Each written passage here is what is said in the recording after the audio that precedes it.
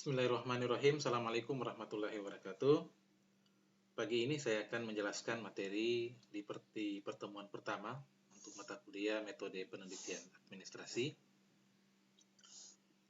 Mata kuliah ini sesuai jadwal akan diajarkan oleh saya dan kalau dalam jadwal saya dan Bapak Muhammad Ramli Tongko. Namun hari ini saya akan lebih banyak mengisi materi ini sebagaimana biasa sejak tahun-tahun sebelumnya karena memang kesibukan beliau. Sehingga saya sudah merumuskan sebagaimana juga pada tahun-tahun sebelumnya tentang rencana program pembelajaran kita untuk metode penelitian administrasi ini.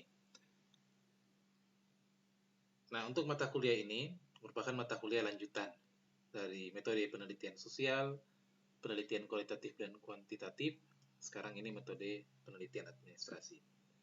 Saya kira sudah banyak hal berkaitan dengan penelitian yang Anda sudah pelajari, baik di mata kuliah metode penelitian sosial, penelitian kualitatif dan kuantitatif, sehingga sangat memudahkan bagi Anda nanti ketika mulai memahami lebih spesifik tentang teknik melakukan penelitian, teknik menyusun penelitian dalam bidang ilmu administrasi.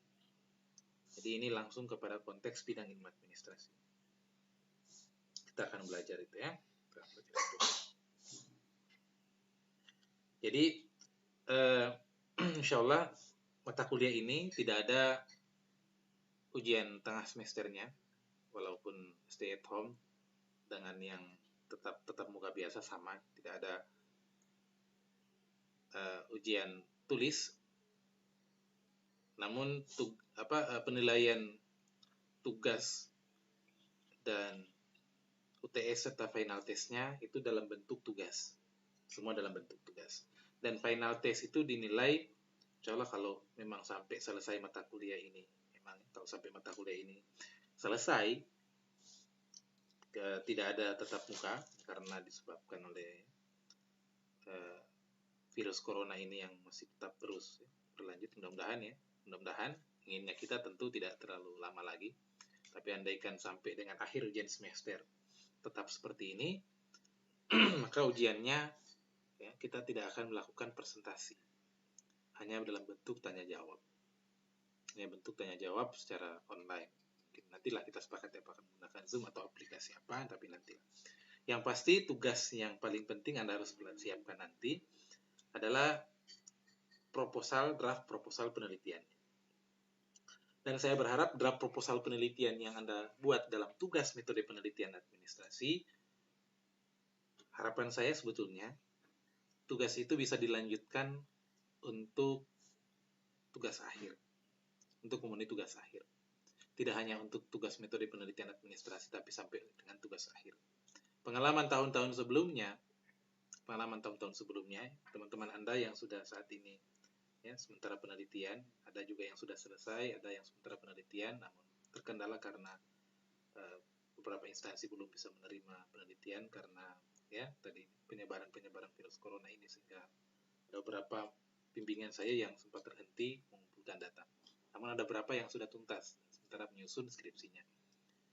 Itu semua alhamdulillah karena kegigihan mereka ketika mata kuliah metode penelitian administrasi. Ketika di awal seperti ini saya sampaikan bahwa tugas mata kuliah metode penelitian administrasi saya inginnya tidak hanya memenuhi tugas, tapi bisa digunakan sampai dengan tugas akhir. Dan itu mereka lakukan, sehingga mereka rata-rata cepat selesai tugas akhirnya. Kenapa? Karena setelah memprogramkan mata kuliah proposal penelitian, tugas akhirnya sudah siap, proposalnya sudah siap. Ketika mengajukan judul yang diajukan ini sebetulnya proposalnya sudah jadi. Apa? Karena sudah dibuat pada saat mata kuliah metode penelitian administrasi. Pertanyaannya kemudian, Pak, kalau saya mau bikin proposal, Pak, bagaimana caranya? Sementara kami jauh dari perpustakaan. Sekarang ini perpustakaannya tidak bisa langsung datang di perpustakaan, tapi juga bisa melalui media sosial, bisa melalui internet Dengan internet sekarang ini sudah mudah untuk memperoleh referensi, bahkan buku pun sudah banyak yang di PDF kan. Saya banyak menemukan buku PDF, buku teks PDF. Sementara Menyusun proposal itu tidak hanya melulu menggunakan buku teks referensinya, tapi bisa mengutip jurnal, makalah, itu boleh. Jika ya sekarang ini mudah tentu menulis proposal penelitian. Kenapa? Karena sudah ada internet, akses semuanya sudah terbuka, materinya sudah banyak, referensi-referensi banyak, tinggal dari Anda saja ya. Sehingga nanti Anda, saya berharap menyiapkan judulnya, mungkin di pertemuan yang selanjutnya nanti akan saya jelaskan lebih dalam lagi bagaimana memperoleh judul. Cara memperoleh judul, walaupun sebetulnya ini sudah saya sampaikan di metode penelitian sosial. Jadi Anda boleh mengulang kembali melihat materi metode penelitian sosial yang lalu, melihat kembali, mengecek kembali materi Anda, bagaimana cara membuat judul yang baik, apa yang harus dipenuhi, sehingga biar sekalipun belum saya jelaskan, Anda sudah mengerti. Kenapa? Karena ini saya kira sudah dijelaskan di metode penelitian sosial, tinggal Anda review kembali. Baik ya, untuk mata kuliah metode penelitian administrasi, sebagaimana kita ketahui, bahwa bicara tentang penelitian, bicara tentang metode penelitian, pada dasarnya merupakan cara yang ilmiah. Kalau kita bicara tentang metode penelitian, ini dasarnya merupakan cara ilmiah untuk apa? Untuk mendapatkan data dengan tujuan tertentu. Nah, tujuannya apa ya terus tergantung dengan tujuan penelitian. Nah, setiap penelitian mempunyai tujuan tertentu. Secara umum tentu ada tiga. Ini saya berikan gambaran saja di pertama ini. Tujuan pertama untuk melakukan penelitian karena ingin melakukan penemuan baru. Nah, contoh saja ya, di musim corona seperti ini, kemudian banyak peneliti ahli untuk menemukan obat. Mungkin penelitiannya tujuannya untuk menemukan obat COVID-19. Atau yang kedua, sifat tujuannya untuk pembuktian teori-teori yang sudah ada sebelumnya, lalu kemudian akan dibuktikan. Benar tidak teori ini berlaku di instansi ini atau di tempat mana. Yang berikutnya, yang ketiga, tujuan dari penelitian secara umum tujuan penelitian itu untuk pengembangan ilmu pengetahuan. Nah, kalau bicara pengembangan ilmu pengetahuan, tentu pengembangan ilmu pengetahuan di bidang administrasi. Nah, itu ya, kalau kita bicara tentang penelitian secara umum. Saya berharap tentu dari materi yang saya akan bawakan hari ini, setelah kita belajar, paling tidak beberapa hal nanti akan saya jelaskan kaitan dengan penelitian. Pertama, tentang apa itu metode penelitian dan ruang lingkup administrasi. Kenapa? Karena otomatis kalau kita bicara tentang penelitian hukum tentu berbeda. Penelitian di bidang sosiologi berbeda. Walaupun serumpun dengan sosiologi, sama dari ilmu sosial. Ekonomi juga ilmu sosial, tapi beda lagi.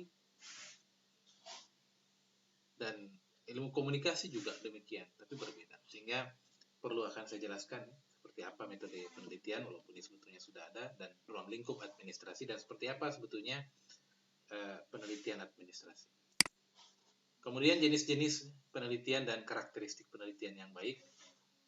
Apa-apa saja jenis-jenis penelitian, kemudian penelitian yang baik itu yang seperti apa.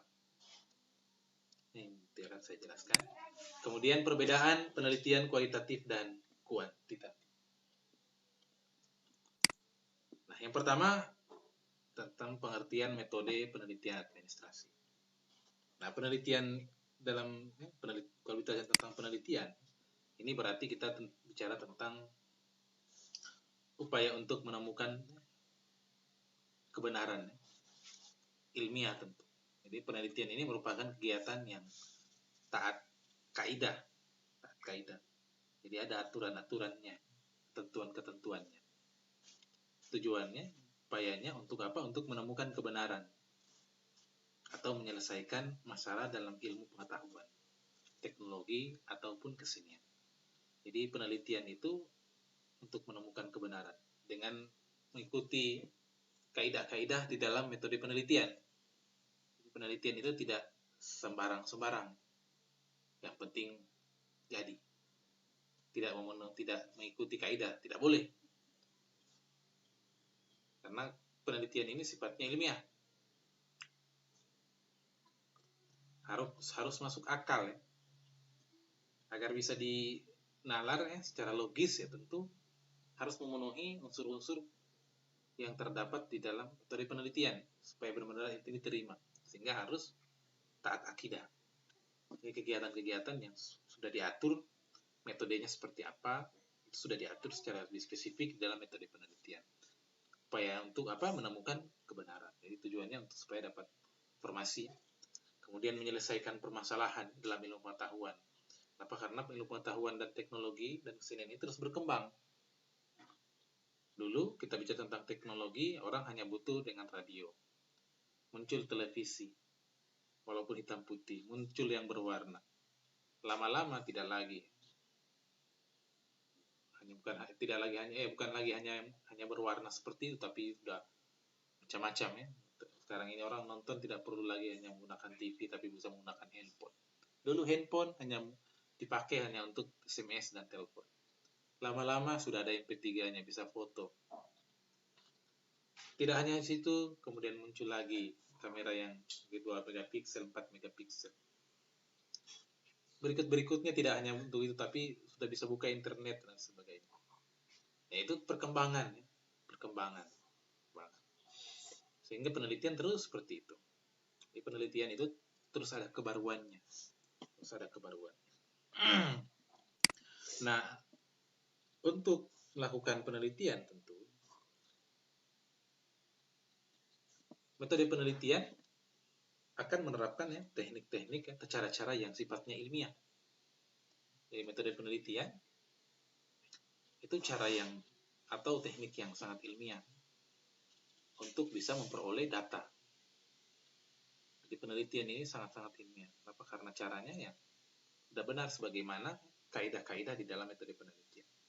Jadi tidak sembarang begitu saja. Tujuannya untuk apa? Memperoleh informasi, data untuk digunakan sesuai dengan kegunaan dan tujuan yang sudah ditetapkan di dalam penelitian. Nah, kegiatan penelitian itu sendiri itu akan dilaksanakan berdasarkan ciri-ciri keilmuan. Apa saja ciri-ciri keilmuan di sini? Kalau kita bisa melihat bahwa di sini pertama adalah rasional. Jadi penelitian yang ilmiah itu dikatakan ilmiah kalau memenuhi ciri-ciri keilmuan. Rasional. Apa itu rasional? Tentu masuk akal. Jadi penelitian itu harus dilakukan dengan cara yang masuk akal. Jadi tidak dengan cara yang tidak masuk akal. Dan itu bisa dibuktikan. Bagaimana bisa masuk akal ya? Karena itu bisa dibuktikan.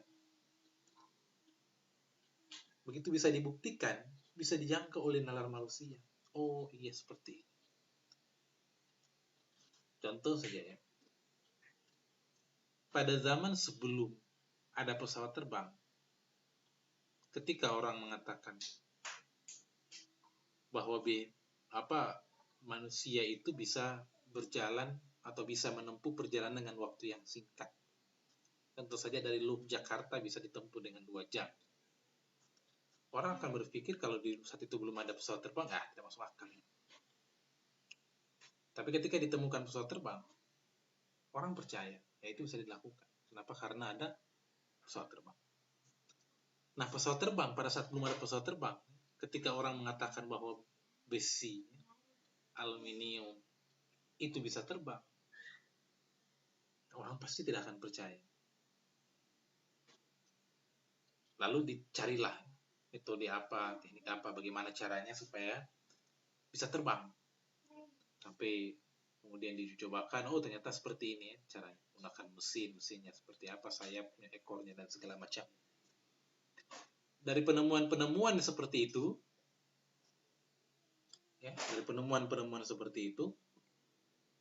orang bisa akan percaya, ternyata iya itu bisa dibuat pesawat sebetulnya. Kenapa? Karena bisa dipelajari. dilihat, dinalar oleh manusia. Ya, kalau tidak, orang tidak akan bisa percaya. Itulah sifat ciri-ciri keilmuannya, harus rasional, bisa dinalar manusia. Jadi keilmuan, ilmu pengetahuan dan teknologi yang diciptakan oleh manusia itu tidak, sifatnya tidak goib. Berbeda dengan kalau kita bicara tentang agama misalnya. Karena itu ada hal yang sifatnya goib. Tapi kalau ilmu pengetahuan, ilmu itu sifatnya bukan goib. Kecuali ilmu itu yang diciptakan, karena itu diciptakan oleh manusia. Kecuali itu yang memang sudah diwahyukan oleh Allah Subhanahu wa taala, Tuhan yang Maha Esa, itu sifatnya goib. Tapi kalau ilmu pengetahuan yang dibuat oleh manusia memang harus bisa dinalar karena sifatnya bukan goib. Kemudian empiris. Jadi empiris ini teknik atau cara yang dilakukan selama penelitian itu dapat diamati oleh indera manusia sehingga orang lain dapat mengamati, mengetahui cara atau teknik langkah yang digunakan selama proses penelitian. Ini berdasarkan apa yang empiris. Empiris ini berdasarkan fakta-fakta yang sebenarnya.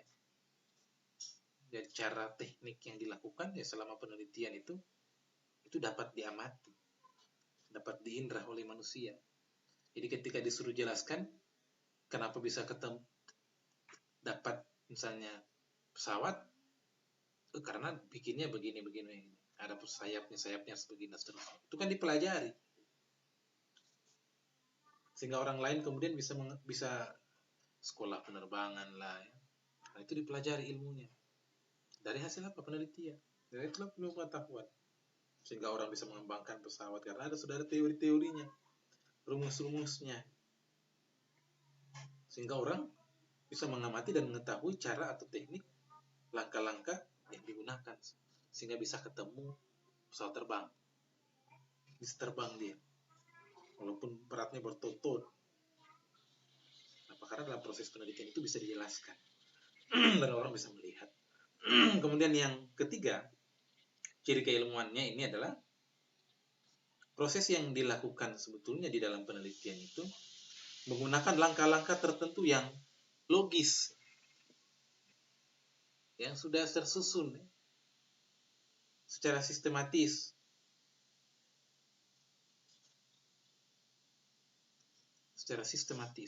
Tersusun. Karena langkah-langkah yang logis. Judulnya ada masalahnya jelas, kemudian temu judul kemudian masalah jelas, cari teori kemudian judul, kemudian dituangkan dalam tulisan, jelas metodenya, metode pengumpulan datanya jelas, sampelnya ada, teknik penarikan sampelnya ada, data terkumpul dianalisis menggunakan apa, kemudian sebelum dilakukan penelitian lapangan diuji instrumennya, kalau menggunakan kuesioner sehingga valid dan seterusnya. Nah, itu sistematis tersusun. Tidak tiba-tiba langsung turun penelitian, tapi sudah tersusun secara sistematis sehingga itu bisa dipercaya oleh langkah-langkahnya, bisa dipercaya itu memang benar. Jadi itu ciri keilmuan. Sehingga dalam nanti ketika Anda mau menulis penelitian, harus rasional, empiris, dan sistematis. Tidak tiba-tiba judulnya ada, ketika ditanya kenapa angkat judul ini, pokoknya Pak, saya mau teliti ini Pak, karena saya suka. Jadi bukan tidak suka kan, tapi karena ada masalah. Apa itu masalah yang tentu saya sudah jelaskan, walaupun nanti akan saya ulang kembali nanti ketika sudah teknik menyusun bab 1, bab 2. Jadi bab 1 itu di latar belakang, dasein dan dasolen, antara harapan dan kenyataan, harusnya dan senyatanya. Tiba-tiba ujuk-ujuk teliti, kemudian teorinya ada,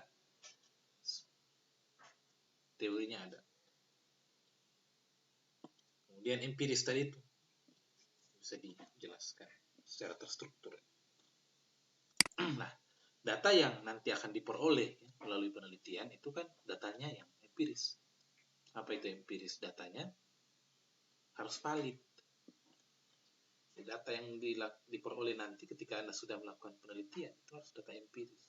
Valid datanya. Jangan tidak valid.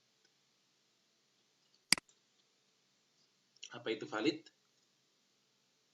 Di sini bisa Anda lihat, berarti menunjukkan derajat ketepatan antara data yang sesungguhnya terjadi pada objek yang akan diteliti dengan data yang dikumpulkan oleh peneliti.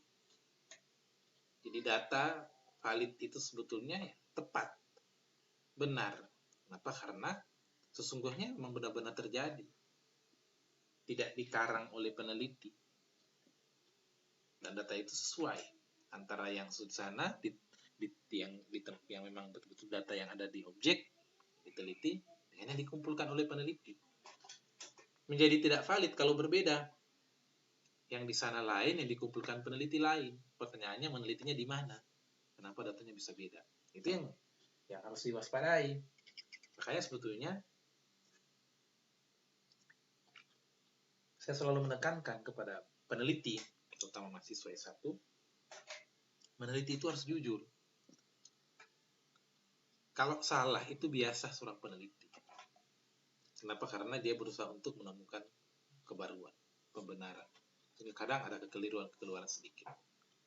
Keliru dalam menentukan sampel sehingga diperbaiki dalam menulisnya. Tetapi kalau tidak jujur, ini yang bahaya. Karena penelitiannya akan tidak valid. Apakah ada seperti itu? Ada. Ada. Peneliti tidak jujur. Sehingga datanya tidak valid. Sudah lakukan penelitian, sudah Pak. Mana hasilnya? Ini. Kalau cuma lihat hasilnya, iya. Tapi kalau kita uji, benar tidak? Valid tidak datanya? Lihat ke belakang. Cara ia mengumpulkan data. Instrumennya sudah diuji kalau pakai kuesioner atau belum. Dan seterusnya. Kapan data itu ada yang berbeda antara dengan yang sesungguhnya di objek dengan yang dikumpulkan oleh peneliti, di sini nanti yang jadi permasalahan. Dan itu saya sebagai penguji di proposal dan skripsi itu temukan. Itu yang membuat penelitian itu menjadi tidak valid karena berbeda. Sekali lagi, bahwa penelitian ini harus memenuhi ciri-ciri ilmiah. Salah satunya adalah empiris. Empiris itu mempunyai data dari data yang valid. Data yang diperoleh harus valid sesuai dengan apa yang sebenarnya. Sesuai dengan apa yang sebenarnya diteliti. Nah, untuk mendapatkan data yang valid, maka validitas hasil penelitian dapat diuji. Bagaimana saya katakan tadi. Ya, hasil penelitiannya harus dapat diuji melalui pengujian reliabilitas dan objektivitas data penelitian yang telah terkumpul. Jadi harus diuji nanti kebenaran. Kita akan pelajari nanti ini, saya akan jelaskan bagaimana cara menguji reliabilitas dan objektivitas nanti di data penelitian. Sehingga nanti saya berharap Anda ketika sudah mau jadi peneliti, harus diuji ini. Yang tidak diuji. Kalau kapan Anda tidak uji penelitiannya, nanti kalau kapan Anda tidak uji datanya, orang semua akan bisa membantah. Oh, ini tidak benar, ini tidak valid. Itu harus diuji. Ada teknik mengujinya. Tentunya mudah sekarang ya kalau Anda mau membuka-buka informasi melalui internet banyak sekali. Nah, validitas itu sendiri, kalau kita bicara tentang validitas, karena harus diuji, valid. Hasil penelitian dapat diperoleh dengan cara apa? Menggunakan instrumen penelitian yang valid. Kalau instrumennya tidak diuji validitasnya, kita tidak bisa berharap bahwa data yang dikumpulkan juga valid. Sehingga harusnya instrumennya sudah diuji validitasnya. Banyak kekeliruan di peneliti menggunakan instrumen penelitian seperti kuesioner. Kalau kita S1 ini banyak menggunakan kuesioner mahasiswa untuk menulis skripsi karena kuantitatif, harus diuji dulu instrumennya. Pada saat ujian proposal harusnya sudah ditunjukkan benar tidak valid ini. Valid Pak, instrumennya sudah diuji. Apa tunjukkan hasil pengujiannya. Kalau ditunjukkan, sudah benar-benar valid. Kemudian sumber data yang tepat dan cukup jumlahnya. Datanya tepat, jumlahnya cukup, sesuai tentu dengan, jadi jangan ditambah dan dikurangi sebagaimana adanya. Serta metode pengumpulan dan analisis data benar. Jadi metode pengumpulannya juga betul. Sumber datanya tepat, cukup jumlahnya, metode cara mengumpulkannya juga benar, penelitiannya di Masama, kumpul data di Toili. Itu benar itu. Dan analisis data benar. Jadi semua ini akan menunjukkan derajat validitas hasil penelitian seseorang. Kalau semuanya sudah diuji, sudah dicek validitasnya. Baik instrumennya, datanya, metode yang digunakan, serta analisis datanya. Instrumennya sudah tepat, analisisnya salah. Itu harus diperhatikan oleh peneliti.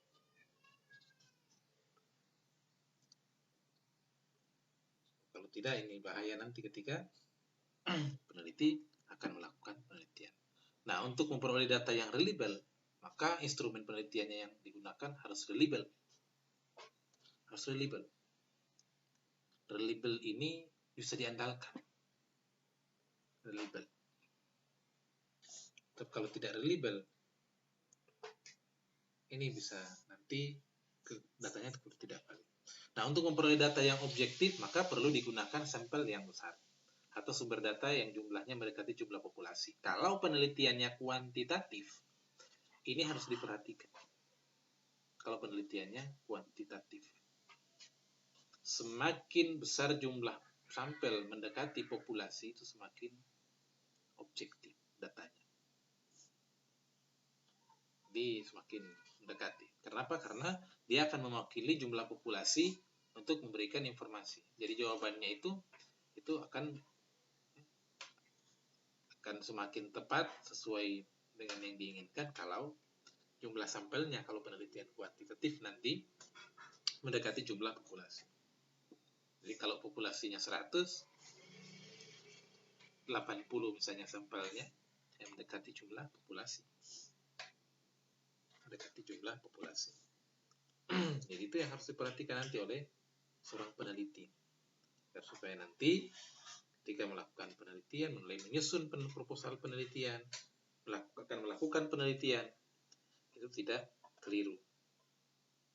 Sebab nanti ini yang jadi permasalahan ketika seorang peneliti keliru dalam menentukan atau mengambil sampelnya. Nah, tadi sudah saya jelaskan tadi bahwa ketika nanti Anda melakukan penelitian, harusnya bagiannya instrumen yang akan digunakan sudah harus diuji terlebih dahulu. Jadi kalau penelitian kuantitatif nanti menggunakan kuesioner, saya sampaikan dari sekarang, sebelum Anda melakukan atau pada saat terakhir, bimbingan terakhir sudah benar instrumennya, uji instrumennya sebelum dilakukan pengumpulan data. Jangan sampai keliru. Nah, hasil dari penelitian ini tentu diharapkan dapat digunakan untuk apa? Memahami, memecahkan, dan mengantisipasi masalah yang sudah diteliti. Kalau hasil penelitiannya ini, kalau benar, bagus, ini menarik. Tentu bisa digunakan untuk memahami, memecahkan masalah yang sebagaimana yang akan diteliti. Sehingga perlu validitas dan reliabilitasnya harus diperhatikan agar tidak keliru nanti di dalam melakukan penelitian. Nah, dari uraian-uraian tadi, dari penjelasan-penjelasan tadi, sebagaimana yang sudah saya jelaskan, bahwa tujuan hasil dari akhir dari penelitian ini, dilakukan penelitian ini, tujuannya hasil penelitian ini dapat digunakan secara umumnya, memahami dan memecahkan antisipasi masalah. Nah, berarti untuk memperjelas suatu masalah atau informasi yang tidak diketahui dan selanjutnya ini bisa ditahu agar tidak terjadi.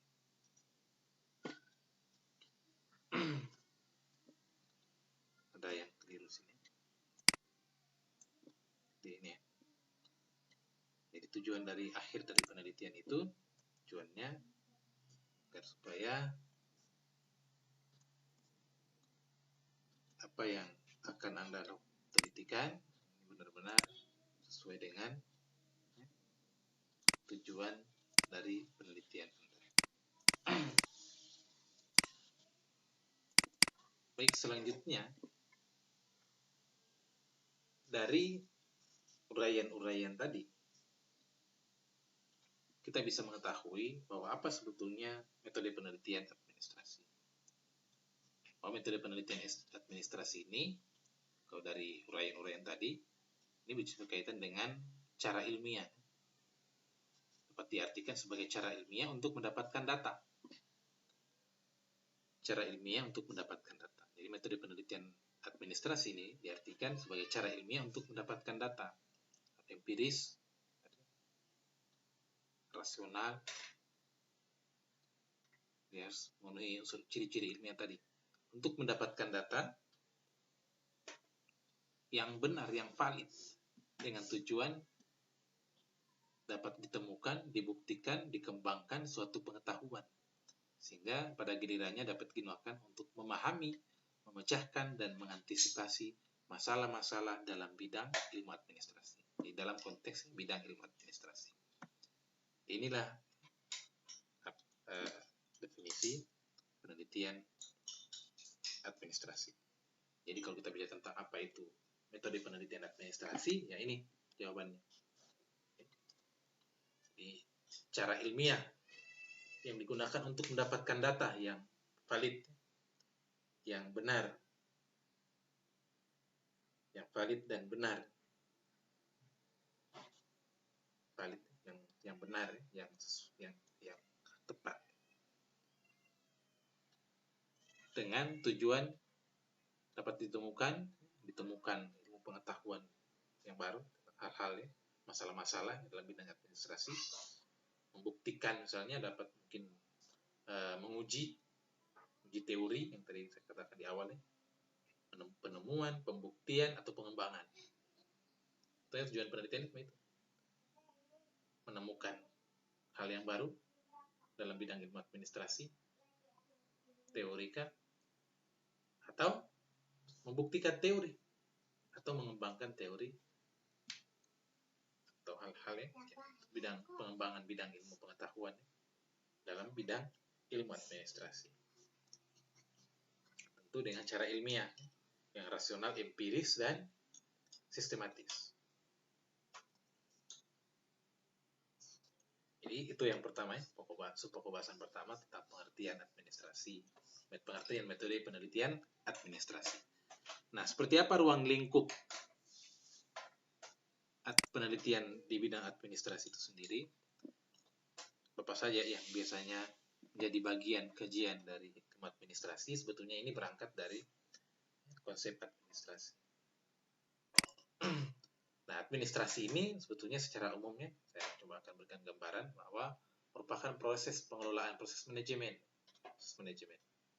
sumber daya untuk mencapai tujuan secara efektif dan efisien.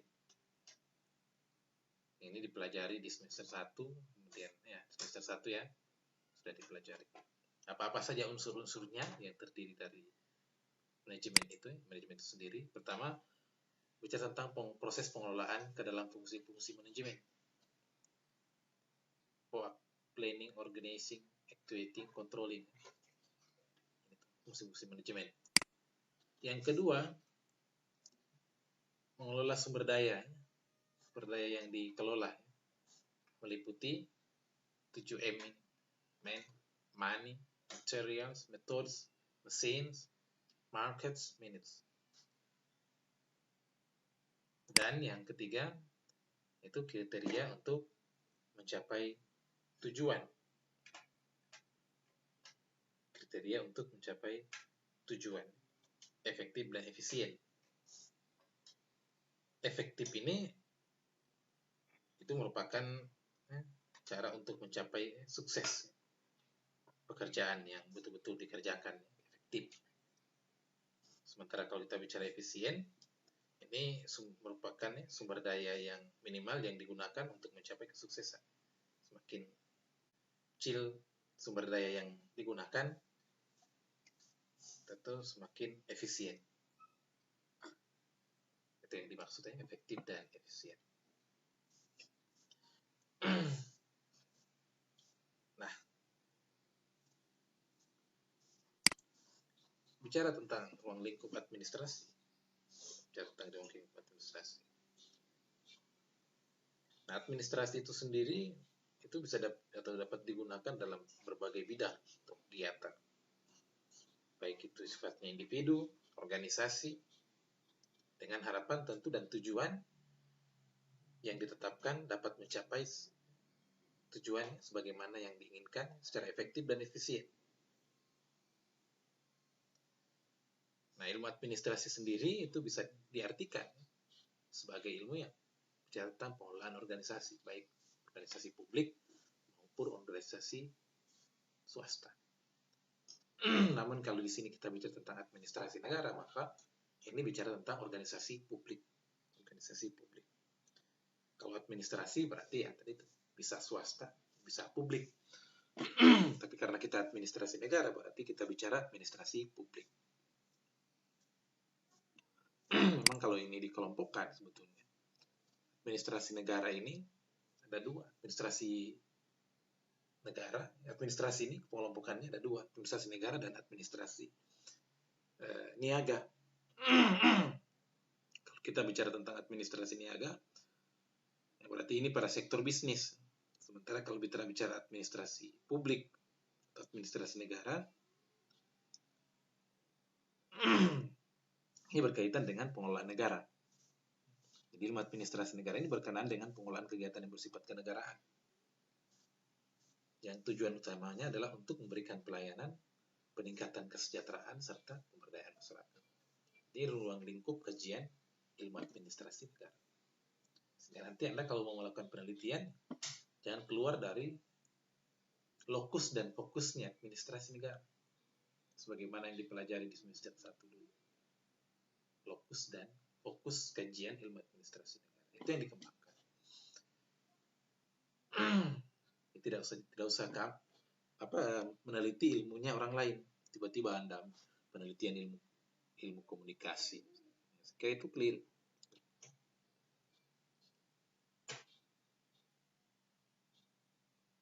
Sehingga Anda memang benar-benar hanya meneliti dalam lingkup kajian ilmu administrasi negara. Apa saja penelitian administrasi ini? Kalau secara umumnya itu banyak sekali bidang. Manajemen publik, kebijakan publik, itu masih berkaitan dengan itu, lokus dan fokusnya terruang lingkup kajian administrasi negara. Sehingga Anda tinggal mengembangkan situ pemberdayaan, bisa pelayanan publik, itu boleh manajemen keuangan desa misalnya, atau manajemen publik. Pelayanan manajemen publik ini bisa tentang keuangan, bisa tentang pelayanan. Itu yang bisa Anda kembangkan di dalam penelitian nanti. Jadi saya berharap nanti ketika Anda sudah merumuskan judul penelitian, memang ini tidak keluar dari ruang lingkup ilmu administrasi. Jadi kita jangan lagi menyeberang ke kamar disiplin ilmu yang lain. Cukup fokus di dalam pengembangan ilmu pengetahuan di bidang ilmu administrasi negara. Tidak usah ke disiplin ilmu yang lain. Sekalipun Anda tertarik. Tapi karena ini keperluan untuk Anda menulis tugas akhir. Sehingga harus sesuai dengan disiplin ilmu Anda sendiri. Jadi itu saya kira sudah jelas ya tentang ruang lingkup ilmu administrasi negara itu sendiri yang menjadi kajian Anda nanti di dalam menyusun proposal dan skripsi untuk tugas akhir nanti mulai sejak semester 7 insya Allah sampai semester 8. Saya berharap sedari awal, dari sekarang, Anda sudah mulai memikirkan topik apa yang nanti akan Anda jadikan sebagai tugas akhir. Yang itu akan digunakan sejak sekarang ini untuk menyusun tugas metode penelitian administrasi. Jadi tugas metode penelitian administrasi ini saya berharap tidak hanya untuk memenuhi tugas penelitian administrasi, tetapi juga digunakan untuk memenuhi tugas akhir Anda.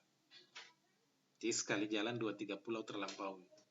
Sehingga nanti ketika Anda mau menyusun, mau memprogramkan mata kuliah proposal penelitian, draft proposalnya sudah siap. Tidak lagi masih berpikir saya mau meneliti apa ini. Waktunya habis hanya berpikir itu saja. Bayangkan satu semester Anda ini, kalau Anda tidak gunakan waktunya semaksimal mungkin, rugi. Dalam waktu 3 bulan itu sudah cukuplah proposal jadi. 2 bulan sebetulnya sudah jadi proposal. Kalau Anda benar-benar memang serius, menyusun secara pelan-pelan. Apalagi sekarang masih banyak di rumah ya. Kegiatannya lebih banyak di rumah. Tinggal Anda ya, memanfaatkan kesempatan ini dengan banyak cari literatur melalui internet. Karena tidak memungkinkan Anda harus datang ke perpustakaan. Jadi itu ruang lingkup ilmu administrasi yang menjadi kajian pada bidang ilmu administrasi negara nanti. Itu ya, pokok bahasan kedua. Yang berikut di pokok bahasan ketiga, saya akan jelaskan apa-apa saja ya, jenis-jenis penelitian. Jadi jenis penelitian ini sangat banyak, jenis-jenis penelitian. Jadi apa saja jenis-jenis penelitian yang dapat dilakukan. Itu sangat banyak dan beragam. Ini tentu tergantung pada tujuan Anda melakukan penelitian. Tujuannya apa? Untuk membuktikan teori, untuk pengembangan, untuk misalnya menemukan teori, kembali pada peneliti sendiri. Tapi saya berharap di skripsi nanti jangan Anda berkhayal untuk menemukan teori baru. Nanti saya akan menemukan teori baru ini. Terlalu tinggi ya, makanya nanti akan saya jelaskan di pertemuan ketiga, 2 atau ketiga nanti insya Allah batasan-batasan wilayah kajian untuk skripsi. Jadi jangan Anda berkhayal, ini nanti bisa saya bawa sebagaimana disertasi, saya terlalu jauh ya penelitiannya. Nantilah kalau Anda ambil S2, ambil S3 ya akan ke sana penelitiannya nanti. Akan ke sana penelitiannya. Nah, apa saja ya tentu banyak sekali tergantung tujuan sebagaimana yang saya sebut tadi. Tergantung juga bidang ilmunya. Jadi berdasarkan bidang ilmu masing-masing, tempat, tingkat eksplanasi dan lain sebagainya. Jadi tujuan penelitian itu tergantung itu. Tergantung bidang ilmu, tergantung tujuannya, tingkat eksplanasi, dan tempat penelitian. Pertama, ini penelitiannya. Penelitian ini ditinjau dari segi tujuan. Pertama kalau kita melihat penelitian itu ditinjau dari segi tujuan. Nah, penelitian menurut tujuan ini itu dapat dikelompokkan menjadi 2. Murni dan terapan. Jadi penelitian ditinjau dari aspek tujuan itu ada 2. Penelitian murni dan penelitian terapan. Pertama, penelitian murni. Apa itu penelitian murni? Itu penelitian dasar. Penelitian dasar. Itu penelitian yang diarahkan hanya untuk memahami masalah organisasi secara mendalam. Tanpa berkeinginan untuk menerapkan hasilnya. Atau hasil penelitian yang diperoleh ini hanya untuk pengembangan di bidang ilmu administrasi negara. Penelitian murni. Atau mungkin hanya sebatas untuk memahami tentang gejala-gejala sosial, lebih umum misalnya tentang kebijakan publik, tentang pelayanan publik. Itu penelitian murni. Sementara kalau bicara tentang penelitian terapan, itu penelitian yang diarahkan untuk mendapatkan informasi yang hasil penelitiannya itu dapat digunakan untuk memecahkan masalah. Jadi penelitian terapan itu penelitian yang bisa langsung digunakan untuk memecahkan permasalahan. Sehingga banyak penelitian yang digunakan untuk itu. Menemukan eksperimen misalnya tentang obat aktif, misalnya tentang obatnya vaksin COVID-19, ya itu penelitian terapan. Ya, itu penelitian terapan karena langsung digunakan untuk memecahkan masalah. Atau penelitian terapan yang lain untuk bisa mengetahui bagaimana kebijakan yang tepat atau penelitian yang tepat atau pelayanan yang tepat di kantor tersebut. Jadi itu penelitian terapan. Yang hasil penelitiannya itu langsung digunakan. Nah, skripsi masuk di mana? Skripsi itu masuk di sini. Penelitian.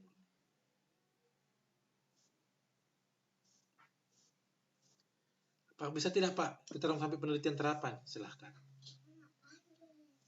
Tapi kebanyakan penelitian ini hanya untuk mengetahui. Penelitian S1 itu kan hanya untuk mengetahui. Mengetahui saja. Mengetahui. Kemudian yang kedua, penelitian itu ditinjau dari sisi metode. Jadi kalau penelitian ditinjau dari sisi metode sangat banyak. Ada penelitian ini banyak sekali kelompokkan. Ada penelitian survei, ada penelitian expose facto, eksperimen, naturalistik, policy research, penelitian kebijakan, penelitian tindakan, evaluasi, dan sejarah. Sangat banyak pengelompokan penelitian itu kalau ditinjau dari metode. Pertama kita lihat penelitian survei. Apa itu penelitian survei? Di penelitian survei ini adalah penelitian yang dilakukan pada populasi besar maupun juga kecil. Pada populasi besar maupun juga kecil. Tetapi data yang dipelajari adalah data dari sampel yang diambil dari populasi tersebut. Nah, sehingga ditemukanlah informasi-informasi dari hasil penelitian tersebut. Itu penelitian survei. Jadi saya ulangi, penelitian survei ini adalah penelitian yang dilakukan dalam jumlah populasi yang besar maupun kecil, tetapi data yang dipelajari adalah data dari sampel yang diambil berdasarkan data populasi.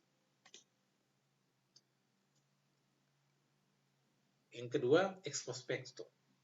Penelitian ex post facto ini adalah penelitian yang dilakukan untuk meneliti peristiwa yang telah terjadi dan kemudian merunut ke belakang untuk mengetahui kenapa itu terjadi. Itu seperti itu penelitian ex post facto.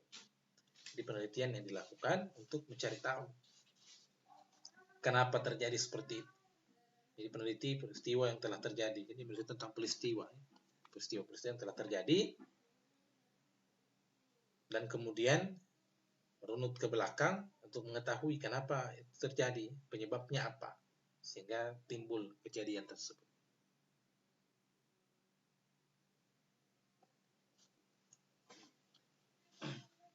Nah, jadi seperti itu ya, penelitian ex post facto. Kemudian yang penelitian yang metode yang ketiga, berdasarkan metodenya, ada penelitian naturalistik.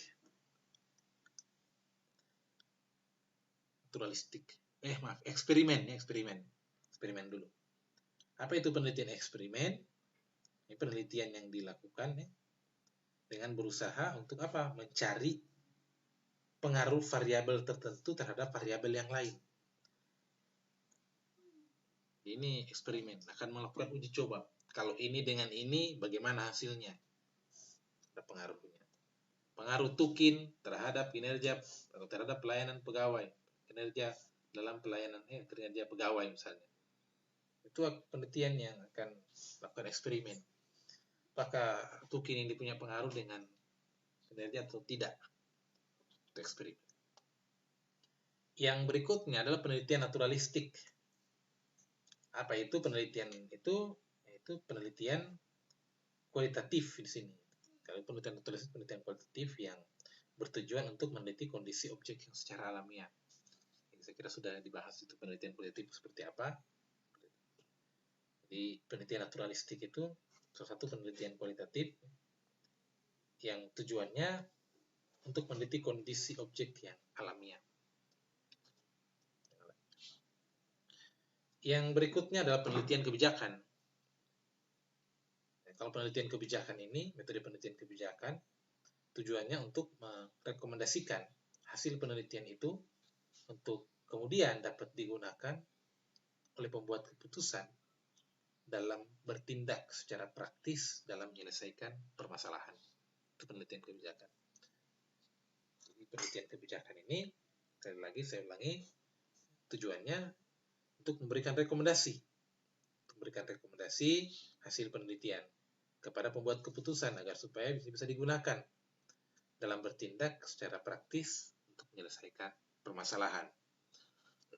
Yang berikutnya adalah penelitian tindakan.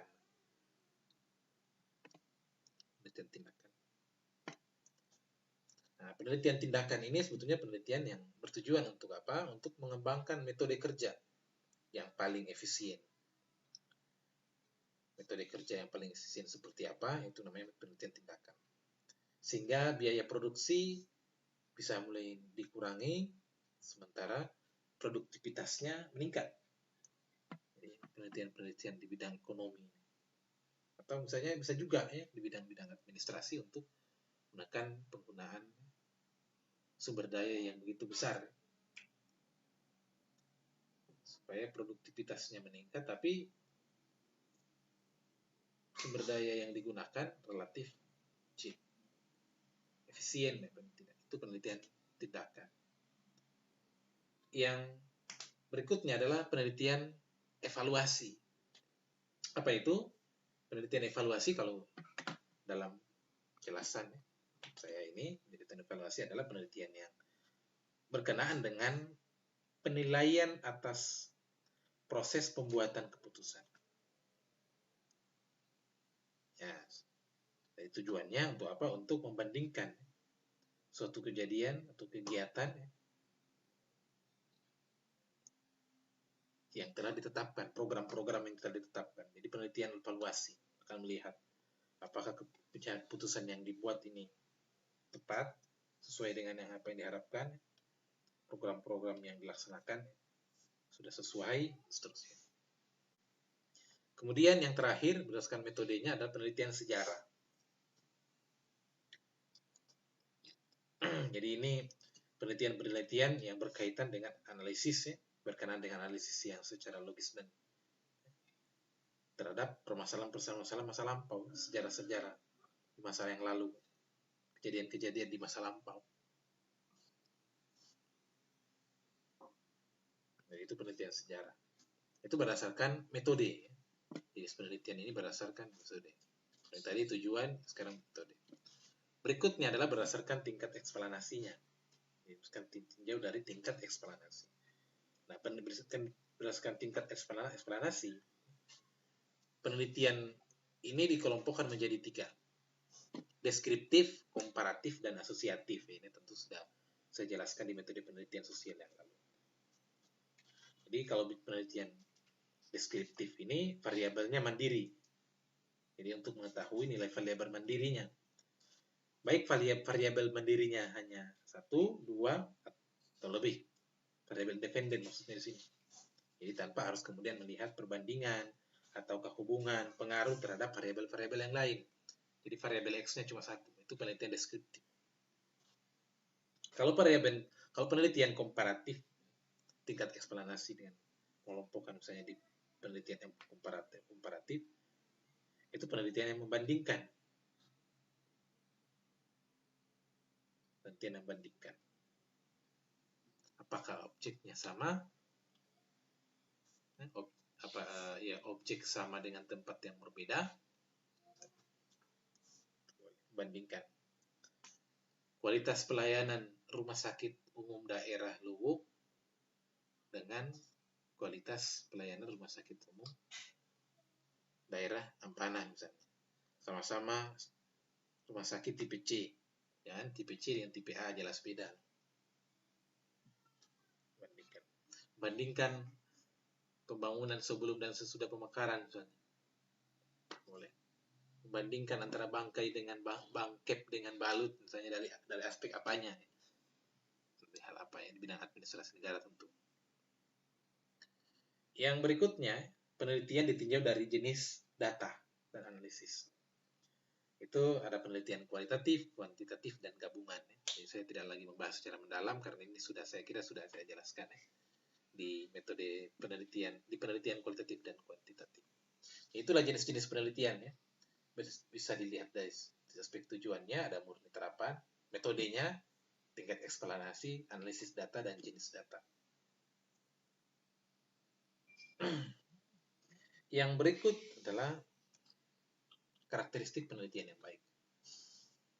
Seperti apa karakteristik penelitian yang baik? Saya kutip pendapat Sugiono dalam tulisan yang disampaikan oleh Zara. Jadi karakteristik penelitian yang baik ini harus diperhatikan nanti Anda sebagai peneliti.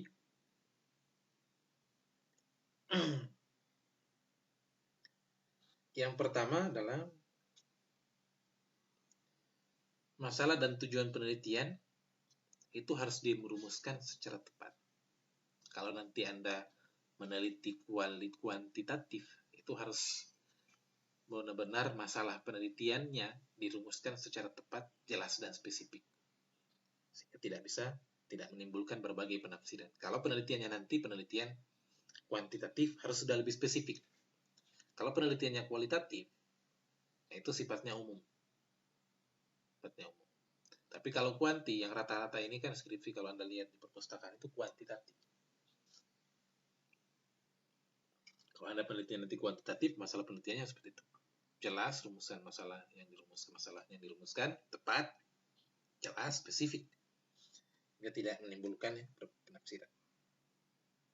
Harus benar masalahnya, sehingga data nanti yang dikumpulkan, yang terkumpul nanti, itu dapat digunakan untuk memecahkan masalah. Rumusan masalahnya juga dan tujuannya harus jelas, maka penelitian yang Anda lakukan nanti terarah, sehingga pelaksanaan penelitian akan menjadi tepat, efektif, dan efisien.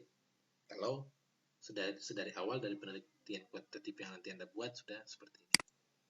Yang kedua, prosedur penelitian perlu dijabarkan secara rinci, sehingga orang lain dapat memahami dan dapat melaksanakan misalnya mengulangi atau melanjutkan penelitian yang Anda sudah lakukan. Atau misalnya melanjutkan penelitian tanpa konsultasi dengan peneliti sebelumnya. Jadi bisa penelitian Anda yang sudah Anda lakukan kemudian dilanjutkan oleh orang lain. Jadi prosedur penelitiannya harus sudah jelas tahapan-tahapannya. Masalahnya, judulnya, teorinya jelas, metode yang digunakan, alat analisis yang digunakan, metode yang digunakan, alat analisis yang sudah digunakan, itu sudah harus jelas. Jadi prosedurnya harus jelas, harus tepat. Ketiga, prosedur dalam rancangan penelitian harus dibuat dengan teliti dan cermat, sehingga dapat menghasilkan data yang tadi valid, reliable, dan objektif. Harus valid, reliable, dan objektif. Jadi prosedur dalam rancangan penelitian harus diteliti, dibuat sebaik-baiknya supaya datanya tadi valid, reliable, dan objektif. Bagaimana valid, bagaimana reliable, saya kira sudah saya jelaskan. Jadi objektif ini tidak kemudian jadi supaya tidak subjektif nanti penelitian. Peneliti harus membuat laporan yang lengkap dan sistematis dengan mengikuti prosedur sesuai rancangan dan mampu memberikan saran untuk memecah masalah berdasarkan temuannya. Di keempat ini peneliti harus nanti membuat laporan yang lengkap, sistematis, laporan penelitian maksudnya, sesuai dengan rancangan atau nanti panduan penulisan proposal dan skripsi, supaya nanti mampu memberikan saran terhadap pemecahan masalah yang sudah Anda temukan. Jadi nanti diperhatikan betul ini, karena kadang saya temukan di sini antara masalah bentuknya beda, hasilnya beda, saran beda. Sehingga di sini dia kacau. Harusnya kalau masalahnya jelas, kemudian di hasil penelitiannya nanti mampu memberikan saran untuk pemecahan masalahnya, terjawab masalah penelitiannya tadi itu yang dia ungkap di latar belakang. Kemudian hasil temuannya itu bisa jadikan sebagai informasi perbaikan ke depannya. Yang kelima, analisis data yang digunakan harus dapat atau dengan memberikan penjelasan tentang alasan menggunakan metode analisis yang dipilih, serta mampu membuat generalisasi yang signifikan. Analisis yang digunakan harus sesuai dan bisa dijelaskan kenapa itu dipilih itu sudah tepat. Jadi analisis datanya harus tepat juga ya, tidak boleh tidak tepat. Jadi nanti akan saya pandu dalam penulisan proposal nanti dalam tugas menggunakan analisis data. Tergantung nanti Anda mau penelitiannya seperti apa. Kalau penelitiannya misalnya untuk melihat beberapa variabel penelitian X dan Y-nya, ya tentu kita sesuaikan nanti dilihat ya, sesuai dengan metode penelitian yang ada. Jadi saya berharap nanti Anda harus punya satu buku metode penelitian paling tidak untuk Anda pelajari analisis data. Jadi tidak boleh juga main tebak-tebakan ya nanti pakai ini, jangan tepat pakai ini. Harus Anda mesti lihat juga, pahami ya, ini tepat untuk digunakan untuk karena sudah ada memang analisis datanya. Tidak kemudian kita buat-buat atau ya yang penting ada tidak. Kalau seperti itu ya, yakin saya hasil penelitiannya tidak valid, subjektif nanti. Kemudian yang keenam, setiap kesimpulan dan saran yang diberikan harus didukung oleh data yang diperoleh melalui penelitian. Jadi kesimpulan yang dan saran nanti diberikan itu sesuai dengan data yang didapat di lapangan. Jangan membuat kesimpulan, saran itu berdasarkan pendapat sendiri yang nanti subjektif. Jadi sesuai harus dengan data. Kesimpulan dan sarannya harus sesuai. Ini yang saya selalu tekankan biasanya dalam penelitian. Yang terakhir, karakteristik penelitian yang baik. Hasil penelitian akan lebih dapat dipercaya apabila penelitian itu dilakukan oleh peneliti yang mempunyai integritas tinggi. Jelas, untuk bisa membuktikan bahwa Anda punya integritas, tidak penguasaan metode penelitian. Kalau berpengalaman, ya, khusus mahasiswa S1 tentu belum berpengalaman ya, kita bilang penelitian. Kalaupun ada ya 1-2 orang yang mungkin berpengalaman karena sudah pernah melakukan penelitian. Tapi kalau tidak, paling tidak punya integritas yang tinggi. Dan telah mempunyai reputasi berkaitan dengan bidang ilmu yang ditekuni. Sehingga saya berharap nanti Anda menguasai bidang ilmunya. Saya bidang ilmu administrasi negara ya, paling tidak Anda menguasai di bidang Anda sendiri supaya nanti penelitian ini bisa dapat dipercaya. Kenapa? Karena Anda menguasai. Ya nanti ketika Anda mau penelitian, ini yang kadang terjadi, ditanya saja berkaitan dengan topik yang diteliti, itu kesulitan untuk menjelaskan bagaimana bisa. Sehingga saya berharap nanti jangan seperti itu. Ketika ujian ya, mungkin yang pernah Anda lihat di ujian proposal, itu ya banyak ada dari beberapa mahasiswa, ketika ditanya juga gagap dalam memberikan jawaban terhadap yang diteliti, Sehingga ini menjadi persoalan ya. Ketika seorang peneliti tidak menguasai bidang ilmu yang akan ditekuni, apalagi diteliti ya. Karena yang bicara penelitian itu hal yang tidak secara keseluruhan bidang ilmu administrasi negara, tapi hal-hal atau bagian-bagian yang diambil untuk dijadikan sebagai topik penelitian saja. Ya, kalau itu saya tidak dikuasai, ya bagaimana? Saya berharap nanti Anda di dalam penelitian benar-benar memperhatikan ini. Yang terakhir, perbedaan penelitian kualitatif dan kuantitatif, walaupun sebetulnya ini sudah Anda pelajari di metode penelitian, di penelitian kualitatif dan kuantitatif. Tapi saya perlu gambarkan kembali untuk memberikan pemahamannya, mereview kembali. Jadi, pertama, kalau dalam penelitian kuantitatif, tujuan pendekatan subjek sampel, data, sudah harus jelas. Dan terperinci sejak awal. Jadi jangan nanti di lapangan baru menyesuaikan. Tapi kalau dalam penelitian kualitatif, fleksibel. Nanti bisa menyesuaikan dengan perkembangan penelitian.